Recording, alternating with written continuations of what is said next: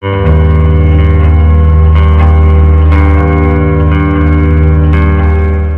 kaibigan, magandang umaga. Update po tayo sa lagay ng ating panahon, May 27, 2024, umaga po ng Lunes. Pero bago natin yan ipagpatuloy at alamin ang lagay ng ating panahon, pa-like and subscribe po muna and pa-hit po ng notification bell para notify kayo sa ating mga latest weather update. So patuloy po lumalakas mga kaibigan, ito pong si Typhoon Aghon. Isa na po siyang category bilang isang typhoon or strong typhoon na po, no? Dahil po lumakas na po, no, o mas lumakas po ang kanyang hangin ngayon na pumapalo na po sa 150 kilometers per hour. Malapit pa rin po sa sentro na may bugso pong pumapalo na po mga kaibigan sa 180 kilometers. Pa northwestward pa rin po ang kilos sa bilis po na 15 kilometers per hour. Kung makikita nyo mga kaibigan sa ating pinaka live radar, nakataas pa rin po, no, ang storm signal number 1 at storm signal number 2 at 3 sa ilang bahagi po yan ng Luzon.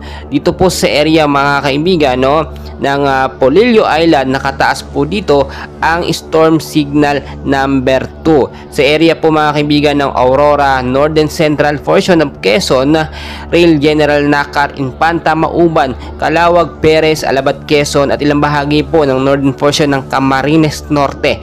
Nakataas naman po mga kaibigan ang signal number 1. So pinag-iingat po tayo mga kaibigan sa posible pong malawakang pag-uulan ngayong umaga po, especially po dyan sa may bandang Metro Manila po mga kaibigan.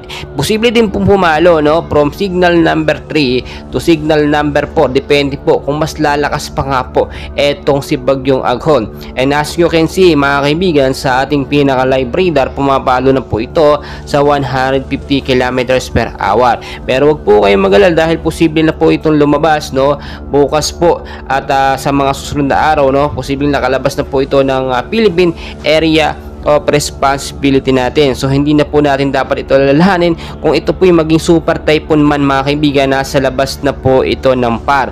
So ang forecast accumulate rainfall po natin ngayong gabi po hanggang bukas po yan mga kaibigan, no, narito po para malaman po natin 100 to 200 mm Polillo Island po, no, yung pag-uulan po na mararanasan dyan. 50 to 100 mm naman po, no, ang mararanasan dito sa may Aurora, Rizal, Laguna, Metro Manila, Camarines Norte, Occidental Mindoro, Oriental Mindoro, Calamian, Cuyo Island, Antique, Aklan at ilang bahagi po ng Quezon mga kaibigan. So kung titignan po ninyo ay na rin po sa pag-asa within the next 24 hours, no, ay posible pong humina or lumakas etong si Bagyong Aghon. So patuloy natin babantayan yan dahil nakaka-apekto na po yan, especially po yung mababang lugar dyan sa Metro Manila, Luzon, Visayas at Mindanao. Mag-ingat din po tayo sa last slide, no, kung sakasakali po magkaroon ng malawakan at patuloy po na pag-uulan. Pinabantayan din po natin yung pagkilos nito ng direksyon nito si Bagyong Aghon dahil posible po itong lumihis, papalapit po, papabalik po sa ating bansa o posible din pong dumirektang palayo. Pero hindi po nawawala yung posibilidad na ito'y posible ding malusaw or bigla pong humina. But as of now, patuloy natin bantayan dahil nga po nakakapagbigay ito, nakakapagdulot ito ng pangamba sa ating mga kababayan dahil posible nga lumakas, no, at ngayon pumalo na nga po bilang isang category, bilang isang typhoon na po etong si Bagyong Aghon. So mga kaibigan, patuloy ko po kayong i-update, no, and please wag nyo pong kakalimutan mag-like and subscribe para ma-update ko po kayo muli sa lagay ng ating panahon.